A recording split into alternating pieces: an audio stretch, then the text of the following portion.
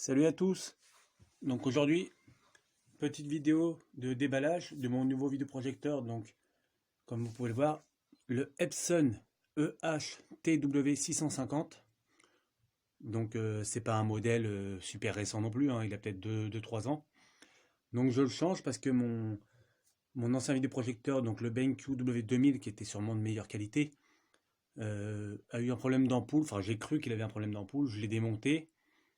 Et je l'ai nettoyé parce qu'il y avait plein de mouches mortes à l'intérieur, de poussière et tout. Et quand je l'ai remonté, impossible de le rallumer. Donc je me suis dit, bon, bah l'ampoule a grillé. J'en ai racheté une autre. Bon, bah j'ai attendu, elle est arrivée. Au final, c'était la mauvaise ampoule. Du coup, je l'ai renvoyée, j'en ai recommandé une autre. Cette fois-ci, c'était la bonne ampoule, mais une fois que je l'ai mis, je l'ai branché et tout. À réinstaller le projecteur, impossible, le projecteur ne s'allumait pas. Du coup, je me suis dit, bon, bah peut-être qu'ils m'ont envoyé une ampoule défectueuse. J'en ai recommandé une autre. Et pareil, au final, bon bah du coup, je pense que c'était un problème au niveau des cartes graphiques où il y a un composant qui a grillé dans le projecteur. Du coup, je l'ai dégagé, je l'ai renvoyé, on m'a remboursé intégralement et j'ai pu racheter celui-ci, le Epson EH-TW650. Donc l'ancien, c'était un projecteur DLP. Donc il y a des gens qui sont un peu qui voient soi-disant l'effet arc-en-ciel. Donc moi j'avais rien, personnellement, c'était mon premier projecteur et aucun souci. Donc avec les projecteurs tri-LCD, on n'a pas ce souci-là d'effet arc-en-ciel. Donc celui-ci, le Epson, c'est un projecteur tri-LCD. Donc voilà, donc on va voir ce que ça vaut. On va passer au déballage ensemble. Donc voilà, bon, je l'ai déjà ouvert hein, pour voir s'il n'y avait rien de cassé. Donc ça se présente comme ça. On l'ouvre. Il y a toutes les notices en français, en anglais, en néerlandais. Tout ça, on n'en a rien à foutre. Encore des informations sur le projecteur qu'on s'en balance. Le CD-ROM. Donc voilà, ça, il n'y en a pas besoin. Ce qui nous intéresse, nous, c'est le projecteur. Donc, sur cette partie-là, un bout de carton, on a le câblage d'alimentation. Donc, comme tous les projecteurs en général, c'est pratiquement pareil, je pense. Ensuite, on a la télécommande qui est enveloppée dans un petit sachet plastique. La télécommande est vraiment affreuse comparée à l'ancien où elle était vraiment plus moderne avec un rétroéclairage pour la nuit. Là, on n'a absolument rien du tout. Là, ça fait vraiment penser aux télécommandes des télés des années 70 ou 80. Bref, on s'en fout après, c'est histoire de regarder nos films, hein, c'est ça qui compte le plus. Donc le projecteur, ça va pas être facile à une main, bon, ça va. Donc, il est vraiment léger. Hein. Donc voilà. Hop.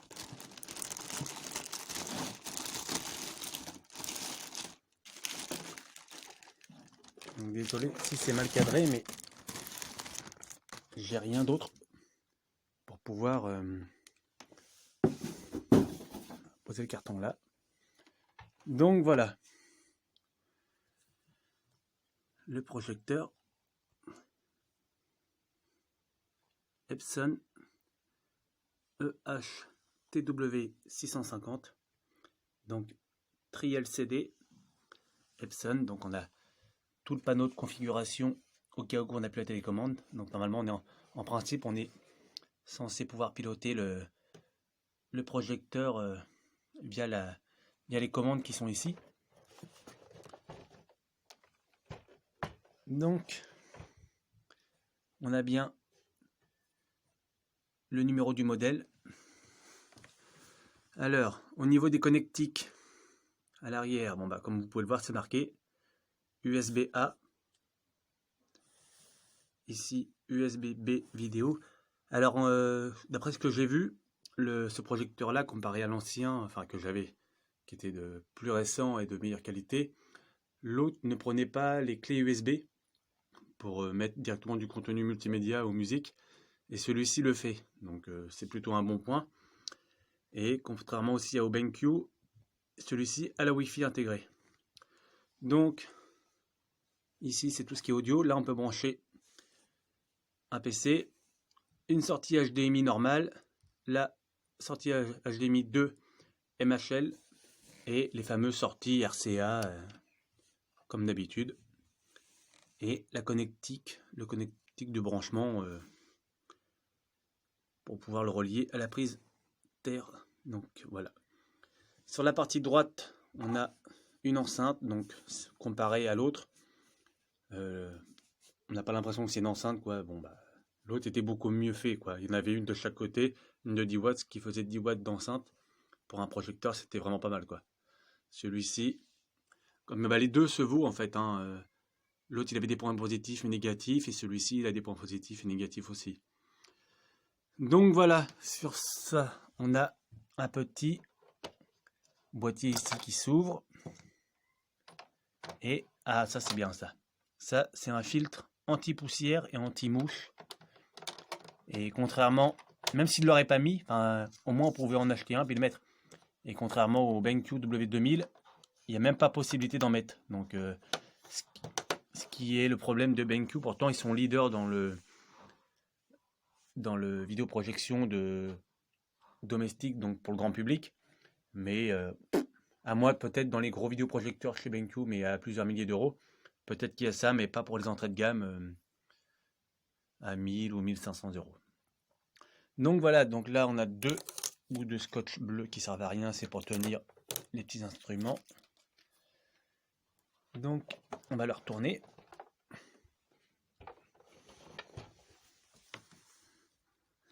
Donc voilà. Donc il est plutôt léger, il fait même pas 3 kg. Hein. Là on a une sortie d'air, donc aération. Et pareil sur l'autre côté.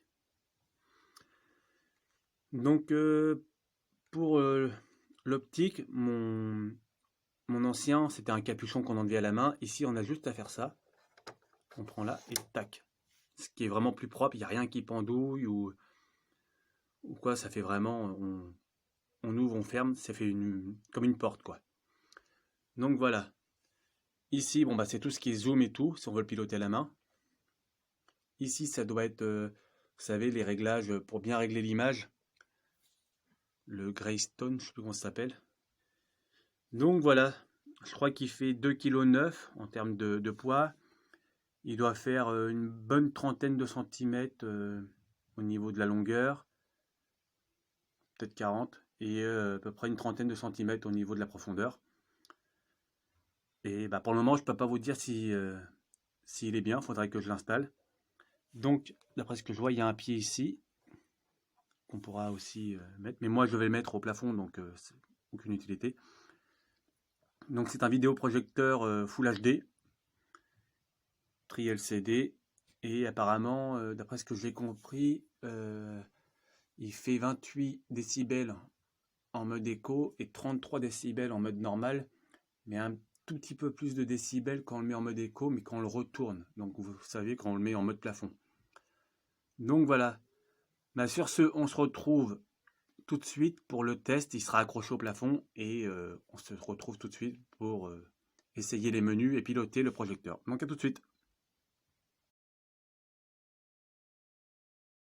Donc, me revoilà pour la partie test du vidéoprojecteur Epson EH-TW 650. Donc voilà, je viens de le fixer au plafond avec un support mural, support plafonnier. Donc on va l'essayer ensemble, voir ce que ça donne.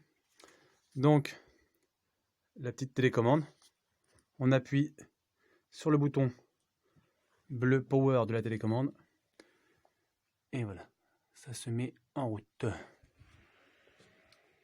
Alexa, éteins la lumière.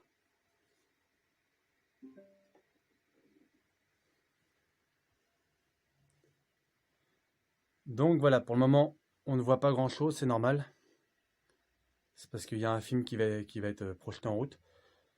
Donc, bon, j'ai déjà essayé, mais j'ai remarqué une anomalie sur le projecteur, c'est que apparemment, enfin c'est pas apparemment, c'est sûr, à ce niveau ici, on a une tache rouge qui doit venir de l'optique du projecteur, donc normalement ça y est pas. Donc le projecteur va faire l'objet d'un changement. Mais sinon, en termes de qualité d'image, c'est pas encore ça, mais pour un budget de 395 €, pour ceux qui veulent simplement regarder des films normalement, dans un salon quoi, ça va très bien. Moi je suis dans une salle dédiée, donc la qualité pour moi elle est pas assez au rendez-vous. Donc sinon, euh, bah, vous allez voir, ça va être mieux. Donc on éteint ça. Et écoutez bien, on l'entend pas tellement, hein. Ils disent qu'il est vachement fort, mais on l'entend pas plus que ça. Surtout quand on met un film, on n'entend plus rien, quoi. Donc voilà.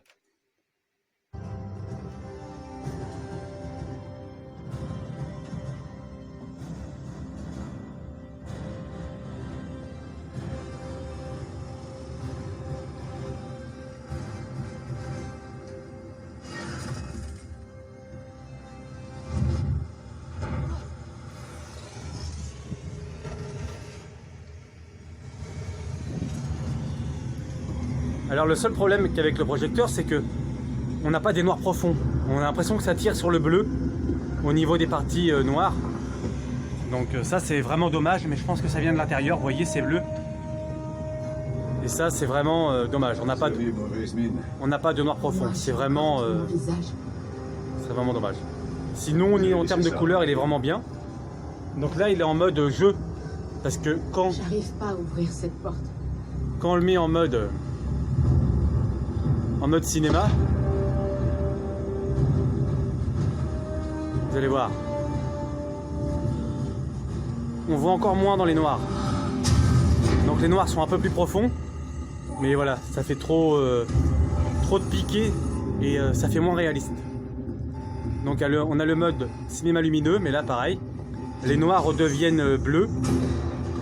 Et sinon on a le mode dynamique, mais quand on le met en mode dynamique, le problème c'est que, écoutez bien, voilà, là il souffle plus fort. Donc faut que vous sachiez que la chaleur qui sort du projecteur sort à 55 degrés, donc faut vraiment pas se mettre devant, hein. La zone létale, on l'établit ici. Donc voilà, bon, moi personnellement, j'aime pas du tout en mode lumineux ou dynamique, je préfère en mode cinéma. Mais en mode cinéma, on voit rien. Donc on va le remettre en mode jeu. Donc vous avez la possibilité de le connecter au réseau avec votre réseau domestique. Je vais pas me sauver. Et puis voilà quoi. Sinon vous avez une enceinte de 10 watts qui est pas terrible. Parce que ça fait, avec un système audio, ça fait effet de résonance. On a l'impression qu'il y a plusieurs enceintes dans le projecteur, mais en fin de compte, il n'y en a qu'une et ça fait, quand les gens parlent dans le film, ça résonne. Donc c'est vraiment hideux. Sinon, voilà, on voit bien la tache à côté de la tête du Mexicain, ça fait une tache rouge. Nous avons tous les deux été conçus dans le même but. Et l'avenir appartient à Légion. Je suis venu d'un tel avenir. Vous voyez, on n'entend pas, hein. Il a échoué. Pour vous, ce n'est qu'une étrangère. Pourquoi ne pas me la laisser? Sinon, en termes de design, il est plutôt bien foutu. Il est bien propre. Il est assez léger. Un peu moins de 2,3 kg, je crois. Donc, vous voyez, quand on met un film en route, avec un bon système de son, on n'entend plus du tout le projecteur. Donc les gens qui disent, oui, à 29 décibels, on n'entend pas le film, c'est du pipeau, hein. Tout est faux, hein. Donc voilà. En termes de connectique, simplement branché à la prise secteur et une prise HDMI reliée au système audio et vidéo.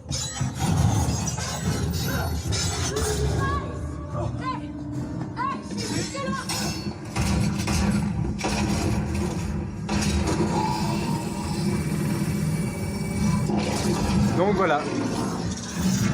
Je peux pas en faire plus.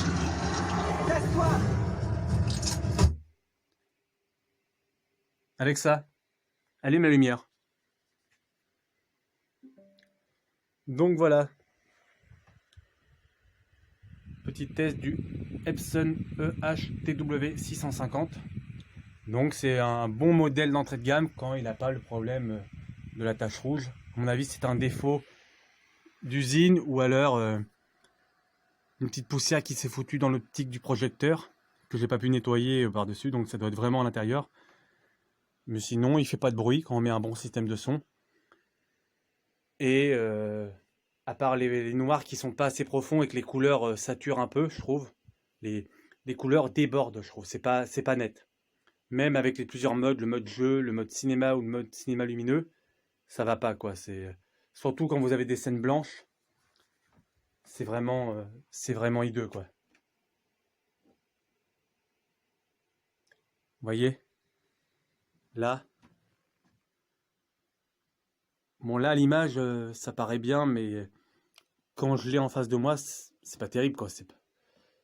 Ça va encore, il y a pire, mais pour 400 €, je pense que en termes de modèle, on pourrait avoir mieux. Donc voilà, donc n'hésitez pas à me dire si vous avez le même projecteur, si vous avez des projecteurs d'à peu près de la même gamme, et s'il vous intéresse, n'hésitez pas à l'acheter. Sinon, c'est un bon projecteur pour un salon, simplement pour regarder des films normaux, mais parce que moi je consomme énormément de films dans ma salle, et pour mon utilisation, ça me convient pas quoi. Donc voilà. Donc sur ce, on se retrouve la prochaine fois, parce que le vidéoprojecteur, je vais le rendre. Et pour la prochaine fois, ça sera le test du vidéoprojecteur. Donc pour le moment, j'hésite entre deux projecteurs. Donc on va voir, mais ça serait soit le EHTW 6700 ou le EHTW 7000. Donc là, par contre, on va taper dans du semi-pro. Donc ça va être des vidéos... Le TW7000, c'est un vidéoprojecteur pro en 4K UHD à 1300 €. Donc oui, là on a environ 900 € au-dessus. Donc c'est pas la même chose, mais pour mon utilisation à moi, ça sera mieux. Donc voilà, donc n'hésitez pas à commenter et de me dire ce que vous en pensez en commentaire. Salut à tous, sur ce, regardez des films.